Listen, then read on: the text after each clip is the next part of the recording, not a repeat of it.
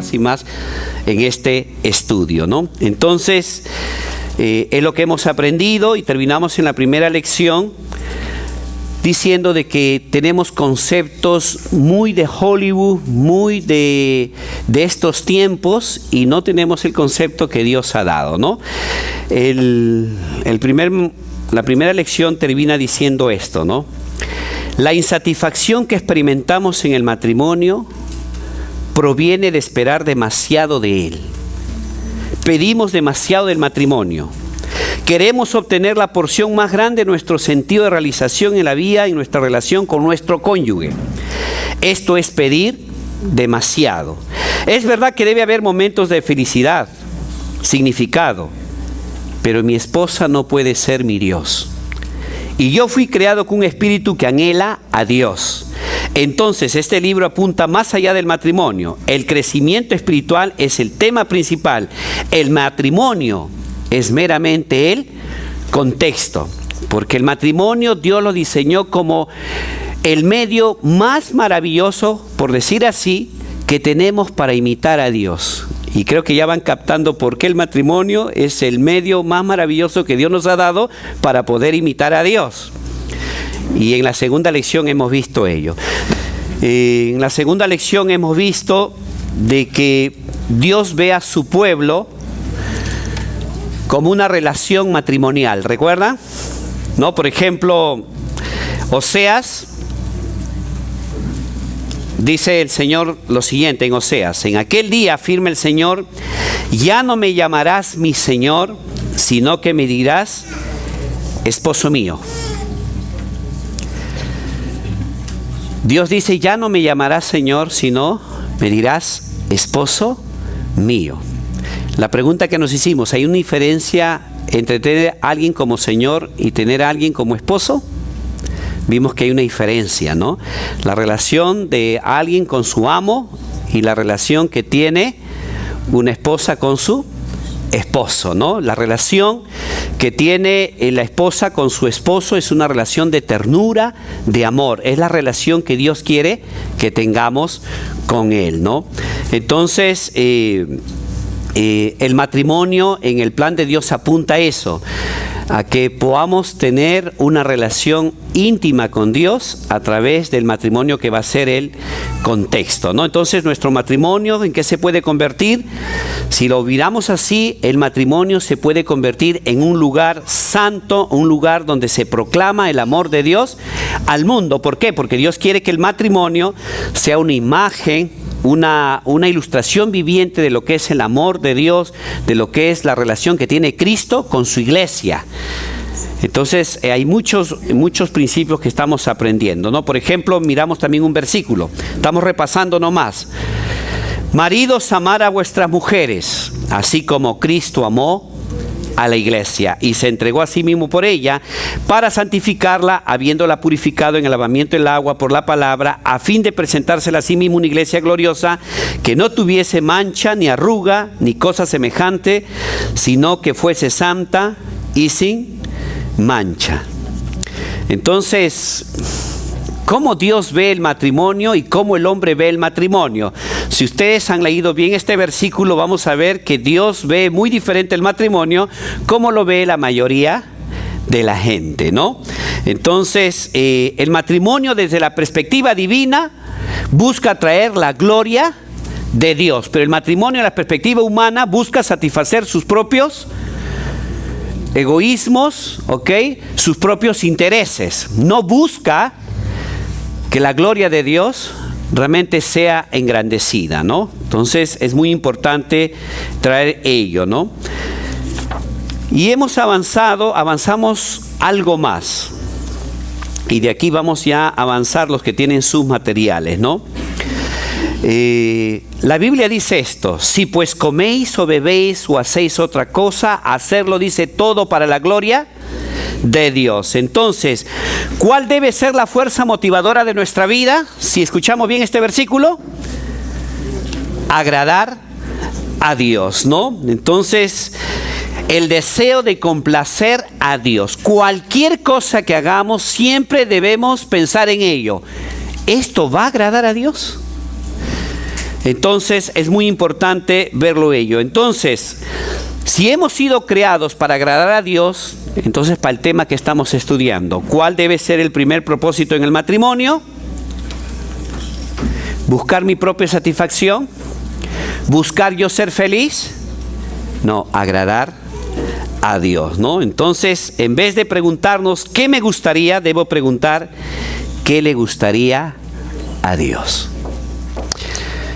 Creo que hasta aquí avanzamos, terminamos diciendo lo siguiente, lo que dice el autor, dice: no tengo otra opción siendo cristiano. Le debo a Jesús el vivir para Él. Hacer de esto mi pasión consumidora y la fuerza motivadora de mi vida. Para hacer esto tengo que morir a mis propios deseos diariamente, tengo que crucificar el impulso de evaluar cada acción y decisión según lo que sea mejor para mí. Pablo lo dice elocuentemente: mediante el sufrimiento, nuestro cuerpo sigue participando de la muerte de Jesús, para que la vida de Jesús también pueda verse en nuestro cuerpo. Hermanos, cuando tenemos una vida de bonanza, una vida de quietud, una vida de tranquilidad, ¿cuál es la tentación cuando todo comienza a ser bonanza y tranquilidad? ¿Cuál es la tentación? ¿De hacernos más como el Señor quiere o relajarnos? Relajarnos, ¿no? ¿Cuándo nos acercamos más a Dios, hermanos? En las necesidades, ¿no? Yo creo que la iglesia estamos pasando en este momento muchas pruebas, y yo creo que Dios lo que está buscando es que podamos conocerle a Dios en estos momentos de tormenta y de prueba. ¿Estamos de acuerdo con ello, hermanos? No. El Señor Jesucristo mismo dice que participó de la muerte, o como dice aquí en la versión 2 de Corintios 4:10, mediante el sufrimiento, y esto lo dice Pablo, nuestro cuerpo sigue participando de la muerte de Jesús para que la vida de Jesús también pueda verse en nuestro cuerpo. ¿Qué está diciendo Pablo en otras palabras? Que a través del sufrimiento nos identificamos en cierta manera con el Señor Jesucristo, y a través de ello también comienza a manifestarse la vida de Jesús, porque comenzamos a tener una vida dependiente completamente de Dios, ¿no? Entonces, hermanos, el matrimonio, cuando la gente dice que el matrimonio es lo más difícil, bueno, en el plan de Dios es así. Dios también sabía que iba a ser ello, pero su plan de Dios era irnos perfeccionando para que podamos ser imitadores de Dios, ¿no? Muy bien, ahora sí la pregunta, vamos a leer 2 Corintios capítulo 5, 18 y 19. Los que no han traído sus manuales, pero pueden abrir sus Biblias, entonces sería muy importante leer este versículo.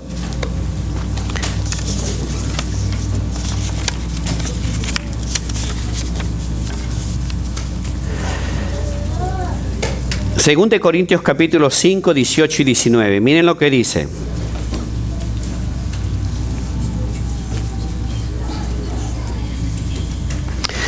Dice lo siguiente. 2 Corintios 5, 18 y 19. Y todo esto proviene de Dios, quien nos reconcilió consigo mismo, dice, por Cristo, y nos dio el ministerio de la reconciliación, que Dios estaba en Cristo reconciliando consigo al mundo, no tomándoles en cuenta a los hombres sus pecados, y nos encargó a nosotros la palabra de la reconciliación. ¿Todos han leído este versículo, hermanos? ¿Sí? ¿Todos lo tenemos bien? ¿Qué podemos decir acerca de la reconciliación según estos versículos? ¿Dios nos ha dado este ministerio, hermanos, o no? ¿Sí? ¿Ok? Dice que Dios nos ha reconciliado con Él mismo a través de Cristo y nos ha dado este ministerio, ¿no? Entonces, la naturaleza de la obra de Cristo, lo que Él vino a hacer, ¿para qué? Para reconciliar al hombre con Dios. Cristo lo consiguió a través de su obra en la cruz. Ahora nosotros Estamos reconciliados con Dios, somos hijos de Dios, somos amigos de Dios. Entonces, si Dios nos ha reconciliado con Él, ¿podemos vivir enemistados unos con otros? No, sería ilógico. Si Dios nos ha reconciliado, ¿podemos vivir enemistados unos con otros? No, si Dios nos reconcilió con Él, entonces ahora nosotros tenemos ese ministerio de la reconciliación, ¿no? ¿Y en qué consiste ese ministerio de la reconciliación, hermanos?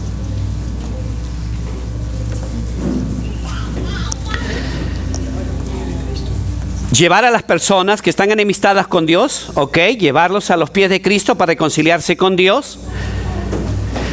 Dígame, ¿el matrimonio no será una linda oportunidad o no es una linda oportunidad para poder practicar la reconciliación? ¿Qué mejor lugar para practicar la reconciliación como es en el matrimonio? Porque en el matrimonio se han unido dos personas perfectas. Ajá. A veces los polos opuestos se atraen. Ok, incluso opuestos y muchas veces se atraen, ¿no? Sí. Ok, es más, si nosotros nos damos cuenta, este compromiso de reconciliación, hermanos, en nuestras relaciones personales, se puede ver de una manera práctica y donde tenemos que hacerlo, y el lugar más difícil es en el matrimonio, ¿no? En el matrimonio, ¿no? Entonces, ¿en qué formas el hogar puede ser un lugar perfecto para mostrar el ministerio de la reconciliación? Ok, perdonándonos unos constantemente unos a otros. Sí.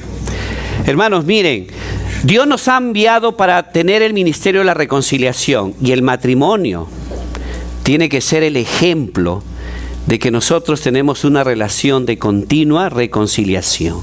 Todos los días tenemos que pedirle perdón al Señor, ¿o no? Sí. El Señor todos los días, a través de un abogado que tenemos, nuestro Señor Jesucristo, nuestros pecados son perdonados y limpiados, ¿no? Así que el matrimonio, hermanos, es el medio perfecto para cultivar una relación que se dirige por medio del perdón, el amor, el sacrificio. Si van entendiendo, hermanos, miren qué hay en la mente de Dios cuando diseñó el matrimonio, ¿no?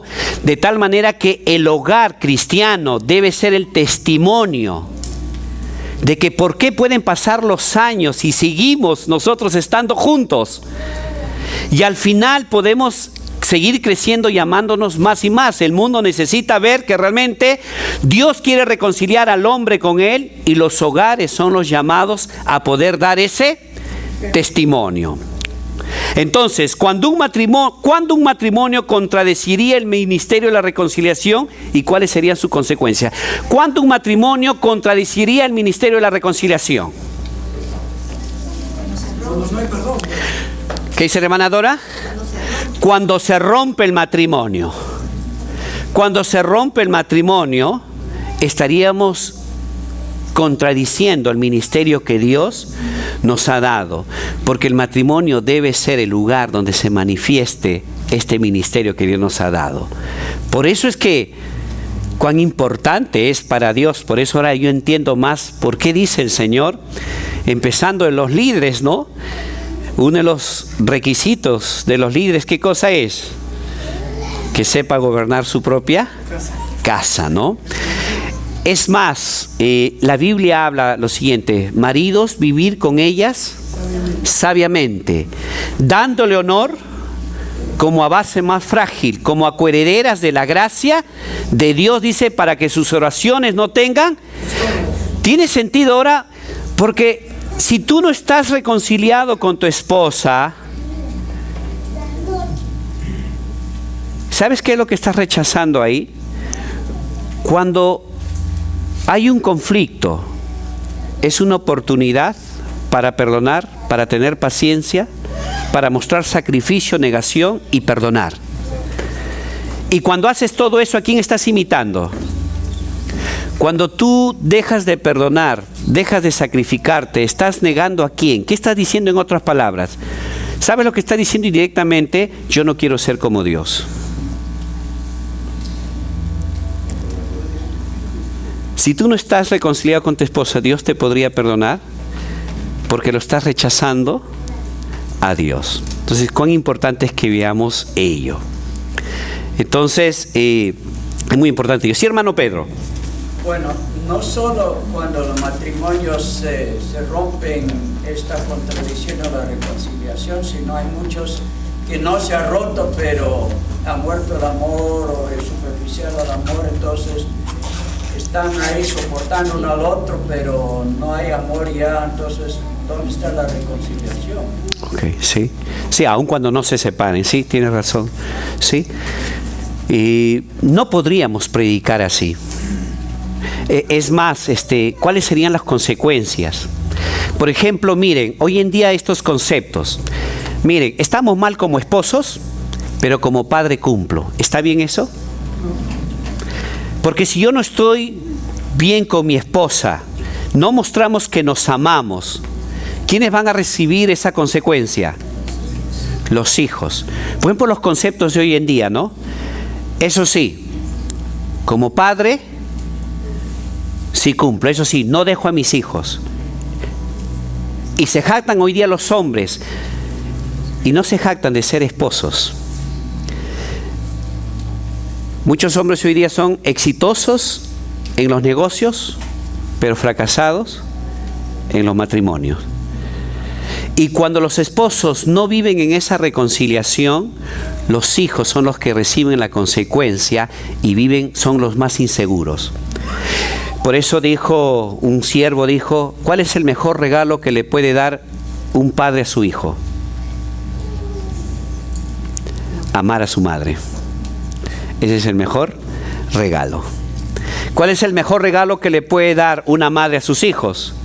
Amar a su esposo.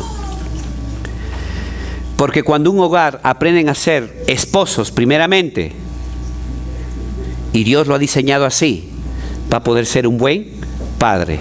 Porque los hijos se sienten seguros cuando ven a los padres cómo se aman. Y cuando Dios ve a los esposos cómo se aman, entonces están imitando ¿a quién, hermanos? Al Señor. Entonces, por eso es bien, Dios diseñó el matrimonio, sabía que no va a ser nada fácil. Y Él va a ser la oportunidad. Miren lo que dice Malaquías 2:16. Aquí hay una pregunta que dice, ¿qué dice el divorcio acerca de un matrimonio que profesa ser cristiano?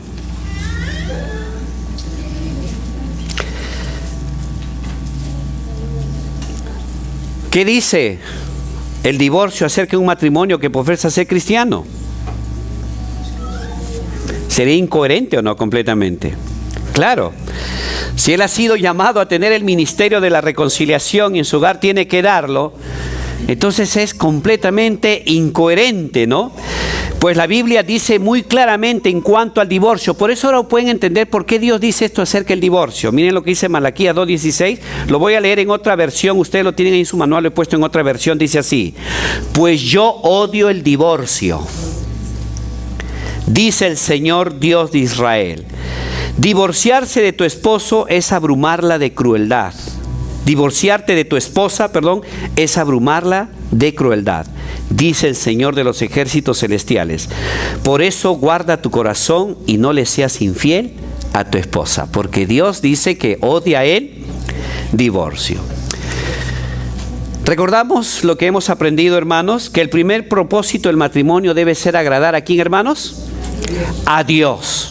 ¿Ok? Si todos entramos al matrimonio para agradar a Dios, entonces nunca será nuestra meta definitivamente el divorcio. Aunque no es el tema ahorita, hay ciertas circunstancias que podrían quizás justificar el divorcio, pero la realidad, hermanos, es que en la mayoría, que las parejas que terminan el divorcio nunca ha sido justificable, sino porque entraron con conceptos equivocados. No me hace feliz, entonces rompemos el matrimonio, ¿no? Entonces, contradice. Sí, hermano Pedro.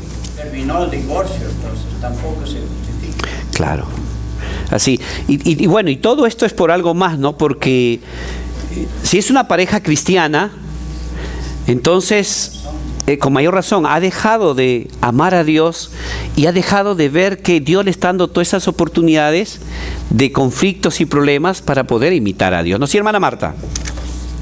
Creo que debemos tener mucho cuidado. Primeramente, si la pareja es cristiana, estamos diciendo que los dos son verdaderamente cristianos o no.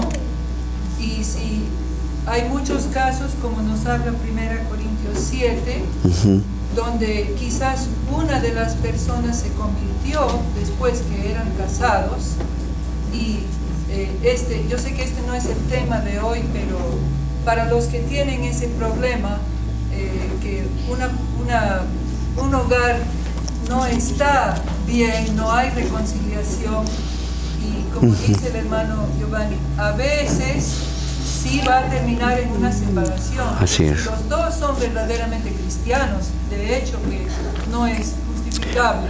Ok, yo creo sí, la Biblia sí da ciertas excepciones para la separación, pero yo lo que estoy diciendo, pero la realidad es que la mayoría que se separan no son esas excepciones, es lo que estoy diciendo, no es lo que estoy comunicando, ¿no?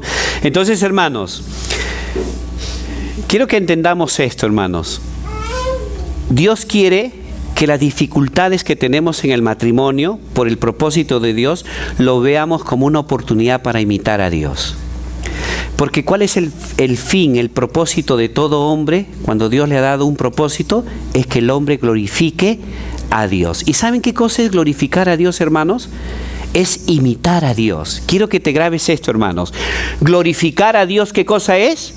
Es imitar a Dios. El hermano Gruden dijo lo siguiente, qué interesante. El hermano Gruden dijo lo siguiente: glorificar a Dios es imitar a Él. Dios goza viendo su carácter reflejado en nuestra vida. Y esto lo conseguimos cuando lo imitamos.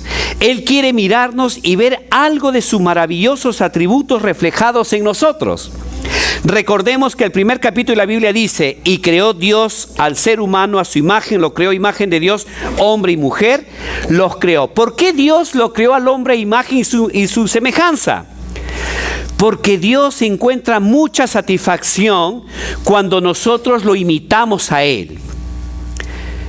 El catequismo de, a ver si pronuncio bien mi inglés, Westminster.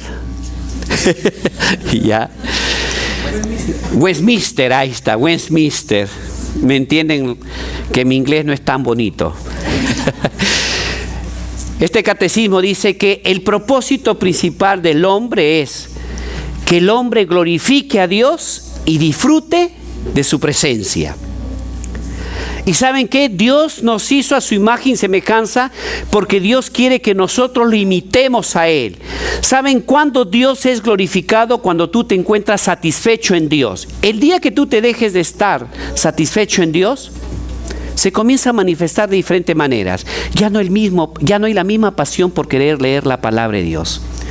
Ya no venimos con esas ganas que veníamos a la iglesia, ya lo venimos como un deber. Antes veníamos temprano. Yo recuerdo que en mi casa me decían: ¿por qué no llevas tu cama a la iglesia mejor? Pero cuando dejamos de amar a Dios, dejamos de ser como Dios quiere que seamos, entonces comenzamos a deshonrar al Señor. Dios quiere que nosotros lo imitemos, hermanos. Es más, que dijo Pablo en Efesios capítulo 5:1, ser imitadores de Dios. Hermanos, los padres no nos sentimos satisfechos cuando comenzamos a ver que nuestros hijos nos comienzan a imitar. ¿Cómo te sientes cuando tú ves que tu hijita, tu hijito, comienzan a tener los rasgos que tú tienes? ¿No es una satisfacción? Cuando tú comienzas a ver que él comienza a hacer las cosas que tú haces, desde ya te sientes satisfecho que te imite definitivamente las cosas buenas, ¿no? Yo tengo que decirle: hijo, imita lo bueno mío, no imites lo malo. Pero qué satisfacción cuando vemos que comienzan ellos a imitarnos. Dios igualmente, por eso es que nos hizo a su imagen y semejanza. Entonces, hermanos, el matrimonio, si lo ves así, entonces, hermanos, el matrimonio es la oportunidad más excelente para imitar a Dios. Por eso que la última pregunta es esta: ¿qué atributos de Dios podemos imitar en el matrimonio, hermanos? ¿Qué atributos de Dios podemos imitar en el matrimonio? Cuando tú amas a tu esposa, ¿estás imitando a Dios o no? Cuando tú perdonas a tu esposa, ¿estás imitando a Dios o no? Porque si tú perdonas, ¿a quién estás imitando? A Dios. Cuando te niegas a ti mismo, ¿estás imitando al Señor o no? Sí. ¿Ok? Como dije hace unas semanas, ¿no? Y más espiritual que inclusive estar en un monasterio y levantarse a las 3 de la madrugada, más espiritual es los esposos cuando a las 3 de la madrugada tienen que decidir quién se le va a levantar para cambiar al bebé. Ahí es más espiritual porque ¿quién se va a negar? ¿El esposo quién quiere que se levante? La esposa. Ok, su madre, ¿no? Como dice aquí Augusto, ¿no? Su madre. Hermanos, el matrimonio es una oportunidad para imitar. ¿Qué más podemos imitar de Dios? La paciencia, hermanos. ¿Ok? La misericordia. La generosidad. El agradar, hermanos. ¿Saben qué, hermanos? En Corintios dice que el marido agrade a su mujer y la mujer agrade a su marido. Cuando tú agradas a tu cónyuge, ¿a quién estás imitando? Ok. Entonces, qué interesante. Por eso alguien dijo, mientras más difícil sea tu cónyuge, más oportunidad para imitar al Señor. Eso sí cambia, hermanos, ¿ah? Mientras más difícil sea tu cónyuge, más agradecido para estar con el Señor. Señor, me has dado, pero la mayor oportunidad para imitarte, porque voy a aprender sacrificio, negación, perdonar, reconciliarme, porque es que ahora se dan cuenta, hermanos, ¿por qué decimos cuando tú te has casado pensando solamente que me caso para ser feliz? Si esos son tus conceptos, entonces cada 2 años y 3 años vas a tener que divorciarte, ¿no? La mujer samaritana, 5 maridos había tenido. No, perdón, ¿sí, no? 5 maridos había tenido. El primero se casó con toda la ilusión, posiblemente hallar satisfacción. Por eso que Jesús le dijo que el que bebiere del agua que yo le daré no tendrá sed jamás. Pero esta mujer, ¿en quién quería satisfacer su necesidad, su vacío, su soledad? ¿No? Yo sé que las mujeres quieren ser amadas y queridas, muy bien. Pero si vas a pensar a casarte para ser amada y querida, ya estás empezando mal. Porque el único que te puede satisfacer completamente ello es ¿quién es? Dios, porque nosotros fuimos creados para ser satisfechos únicamente ¿quién? En Dios. El matrimonio es un contexto para llegar a Dios. Pero esta mujer samaritana se casó la primera vez seguramente pensando en que aquí voy a encontrar mi felicidad. Le fue mal, se casó una segunda vez. También le fue mal. La tercera es la vencida. Se casó por tercera vez. Le fue mal. Ya tengo 3 fracasos. Ya aprendí de los 3. El cuarto me va a hacer feliz. El cuarto matrimonio. Se volvió a casar. ¿Qué pasó con el cuarto matrimonio? También, ya un quinto, ya creo que ya sería ya fatalista si en esto no me sale, no me va bien. El quinto, en el quinto, ¿cómo le fue? No hay quinto malo. No hay quinto malo. No hay quinto malo. Y al final ya ni creyó en el matrimonio, porque con el que estaba conviviendo no era tampoco. ¿Cuál era el concepto de esta mujer? ¿En quién quería ser satisfecho? En el hombre. Olvidándonos del propósito. Sí, hermano Pedro. Hay otra preocupación que viene de este tema de hoy, es cuántos jóvenes realmente tienen la suficiente madurez emocional y espiritual al entrar al matrimonio para realmente manejar los conflictos y desacuerdos correctamente. Yo temo que muchos fracasan porque se apresuran demasiado antes de aprender a manejar conflictos fuera del matrimonio. Entra al matrimonio y no saben cómo manejar. Ok, sí. Sí, por eso cuán importante que hemos enseñado sobre lo que es el cortejo bíblico, y ahí hemos hablado también bastante de ello, de cómo prepararse para el matrimonio, ¿no? Por eso voy a aprovechar un poquito para darle a los jóvenes. Lo primer tema va a ser cuando estamos separados, cómo prepararse para el matrimonio. Ok. Ahora yo sé que los jóvenes van a ir corriendo. Pero hermanos, quiero terminar con esto. La Biblia dice, sean santos porque yo soy santo. ¿Y no tenemos una excelente oportunidad en el matrimonio para ser santo? Y Corintios 7 dice esto, ¿no? Dice que si se están quemando, ¿qué dice? Cásense. Dios no quiere la fornicación, porque Dios quiere más bien, no quiere que entremos, como se llama, en la inmoralidad. Dios quiere que seamos santos, y el matrimonio lo ha diseñado ¿para qué? Para ser santos. Cásense, ¿no? Ok, y es eso, ¿no? Entonces, el matrimonio según Dios sostiene únicamente cuando yo pongo mi relación con Dios primero, ¿no? Cuando yo pongo mi relación con Dios primero, entonces este matrimonio se puede sostener, ¿no? Porque fui creado con una necesidad de Dios para ser satisfecho solo por Él. El matrimonio no es el medio, sino el matrimonio es el medio, mas no el fin, es lo que quise decir. Termina diciendo, por favor, dice así: en una sociedad donde las relaciones son descartadas regularmente, los cristianos pueden llamar la atención simplemente por medio de quedarse juntos.